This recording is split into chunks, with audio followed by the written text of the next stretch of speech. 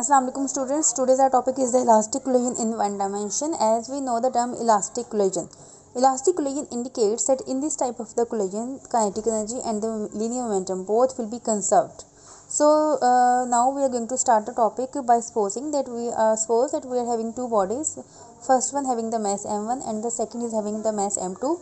Initially, the mass m1 was moving with the velocity v1I and the mass m2 was moving with the velocity v2I, such that here is a condition that the v1I velocity of the first one mass that is greater than the initial velocity of the second mass. So due to this factor, after some time after a very short interval of the time like dt time, first one mass that will approach the mass m2 collision हो जाएगा, and after collision the velocities of the both masses they will change. Now suppose that the mass of the m1 that will become v1f instead of v1I, and the mass of m2 that will become v2f instead of the v2I. Now as we have told earlier that this collision is an elastic collision, this means that we can apply two law of conservations over here. First of all, momentum conservation law apply कर सकते हैं और kinetic energy conservation law भी हम apply कर सकते हैं according to the definition of the elastic collision.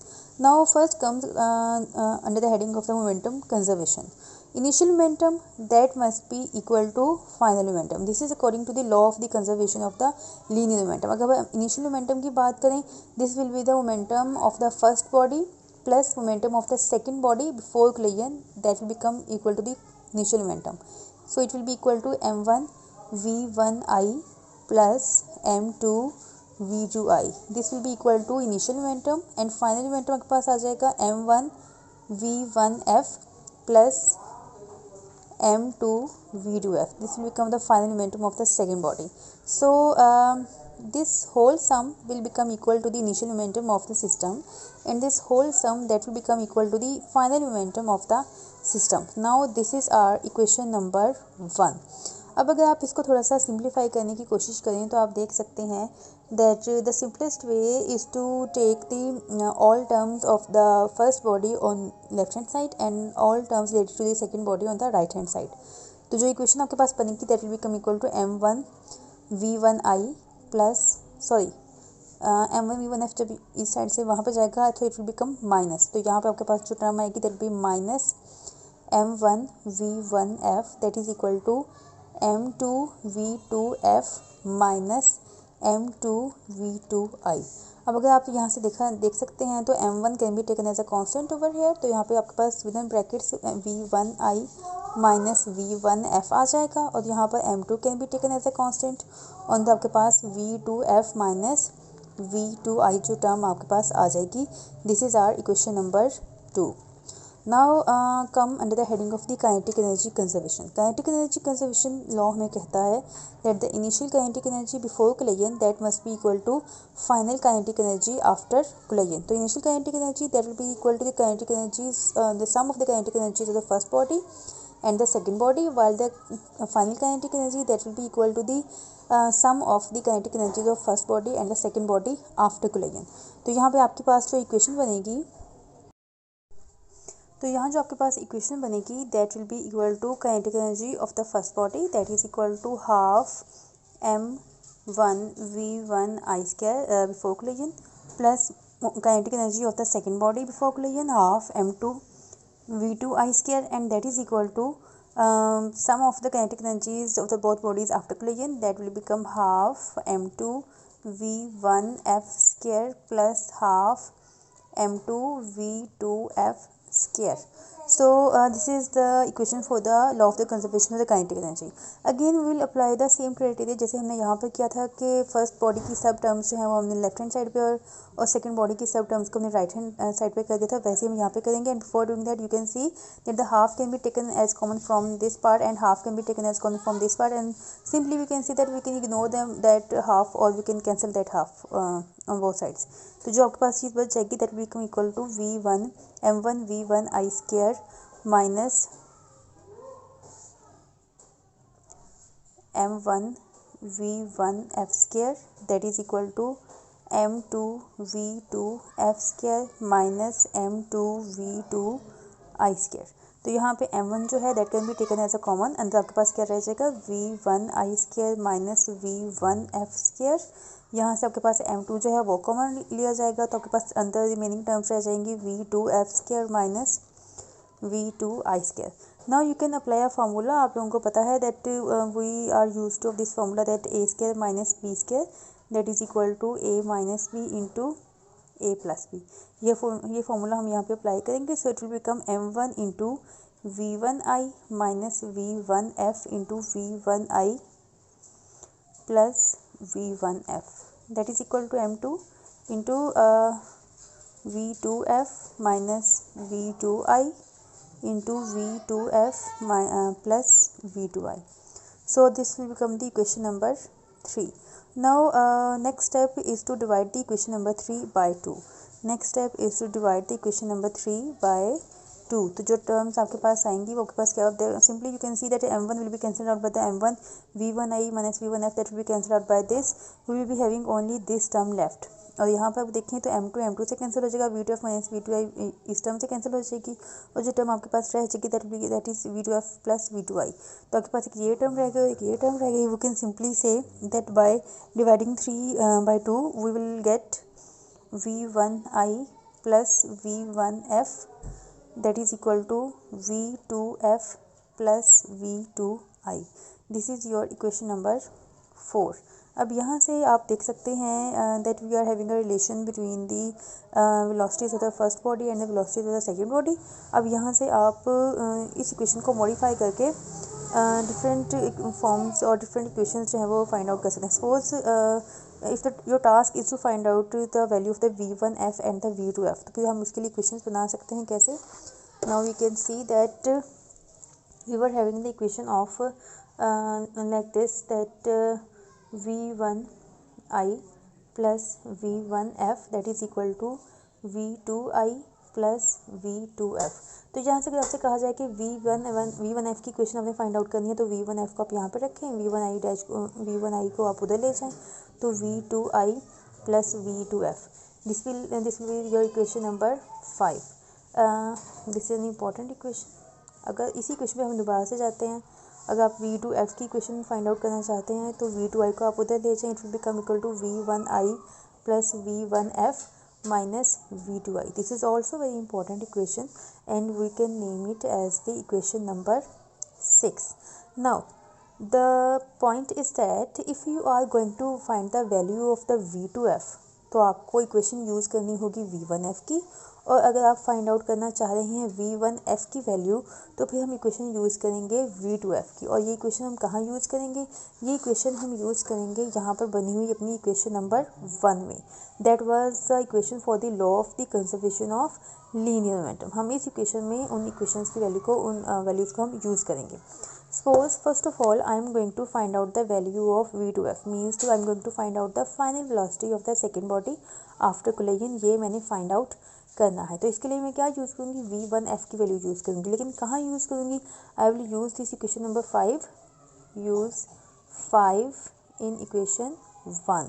तो इक्वेशन 1 थी आपके पास m1 v1i plus m2 v2i that is equal to m1 v1f plus m2 v2f.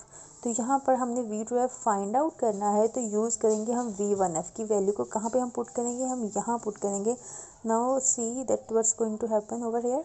m1 v1i plus m2 v2i that is equal to m1. अब v1f की value हम यहाँ से जो है वो हम पुट करने लगे हैं वापस यहाँ पे देख लें that we are having missing term over here that here is minus v1i also. तो ये आपके पास 3 टर्म्स जो है राइट साइड पे हो चुकी हैं. आप देख सकते हैं कि हम इन वैल्यू को यहाँ पे पुट करेंगे तो आपके पास क्या वैल्यू आ जाएगी? v2i plus v2f minus v1i, और बाकी टर्म्स जो हैं वो वैसे की वैसी m2 v2f.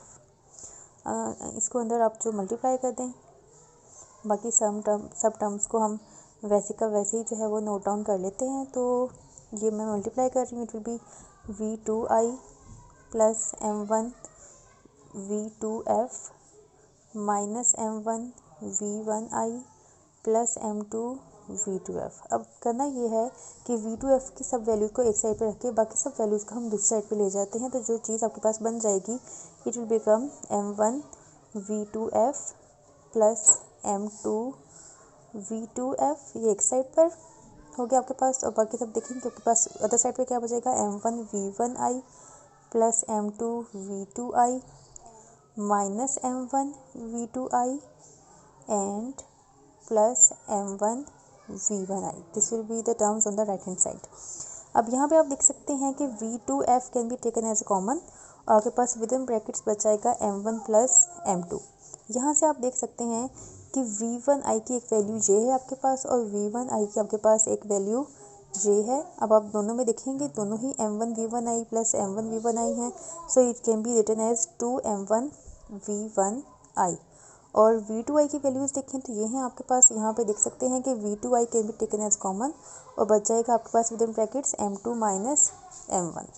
अब यहाँ पे अगर V2F की वैल्यू को फाइंड आउट करना है, simply you have to take M1 plus M2 from this to that side, तो वहाँ जाकर ये डिवाइड कर देगा, so it will become 2M1 over M1 plus M2 into V1I. आपके पास ये इक्वेशन, ये पार्ट बन जाएगा, plus M2 minus M1 over M1 plus M2 into V2I. So this will be our final equation to find out the value of the V2F. This is our equation A, जो कि हमारा task था find out करने का, और ये हमने कर लिया. नाउ नेक्स्ट टास्क, अब गौर करें कि V2F फाइंड आउट करने के लिए हमने V1 की इक्वेशन को यहाँ से 5 से यहाँ पर 1 में पुट किया है. Now next task is to find out the value of V1F. So according to the criteria that we have adopted, that to find out the value of the V1F, we will use the value of V2F from equation 6 to equation 1. तो आप देखेंगे अब क्या होता है आपके पास. Equation 1 is M1V1I plus M2V2I that is equal to M1V1F plus M2V2F की वैल्यू हम यहाँ पे पुट करने लगे हैं, that is V1I plus V1F minus V2I, V1I plus V1F minus V2I. तो आप यहाँ पे अंदर मल्टीप्लीकेशन कर दें, आपके पास जो आंसर आएगा M1V1I plus M2V2I that is equal to M1V1F plus M2V1I plus M2V1F minus M2V2I. तो ये आपके पास इक्वेशन बन रही है. Again we will apply the same criteria कि V1F वाली सब इक्वेशंस जो कि ये पार्ट है और ये पार्ट, इसको हम एक साइड पे ले जाएंगे. It will be equal to M1V1F plus M2V1F that will become equal to M1V1I plus M2V2I minus M2V1I plus M2V2I. We will use the same criteria. यहाँ से V1F जो है वो कॉमन लिया जा सकता है, और विद इन ब्रैकेट्स आपके पास आएगा M1 plus M2 same as before. यहाँ से आप V1I की वैल्यूज़ को इकट्ठा कर लें, तो V1I में आप देखें एक टर्म आपके पास ये आ रही है और दूसरी टर्म आपके पास ये आ रही है, तो आप लिख सकते हैं M1 minus M2 with in brackets. और नेक्स्ट V2I के पास ये वैल्यू है, दूसरी ये वैल्यू है, both are the same, so we can write it as 2M2V2I. Again to find out the value of V1F, M1 plus M2 को आप यहाँ से उठाकर वहाँ पर ले जाएंगे, डिवाइड हो जाएगा, so it will become equal to M1 minus M2 over M1 plus M2 V1I plus 2M2 over M1 plus M2 V2I. So this is our final equation and we can name it as equation B. You can see that we had adopted a criteria that once so we have got the values of V1F and equations for the V1F and V2F. Then to find out the value for the V2F, we will use the equation for the V1F, and to find out the value of the V1F, we will use the equation for the V2F in our equation for the law of the conservation of linear momentum. So this was all about. And now next there comes the cases. यहाँ पे कुछ हम cases जो हैं वो define करने लगे हैं. I am just giving the hint to solve the cases. आप देख सकते हैं कि केसेस कुछ इस तरीके से होंगे, या ये काम आप लोग फर्स्ट ईयर में भी जो है वो कर चुके हैं.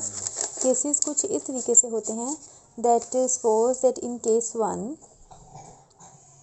I told you that the body 1 M1 is at rest और and M1 is at rest and M2 is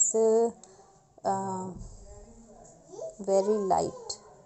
तो रेस्ट का मतलब ये हुआ that V1I is taken to be 0. M2 is very light in weight. This means that M2 can be taken as 0. So these are some key terms that you must have a practice of.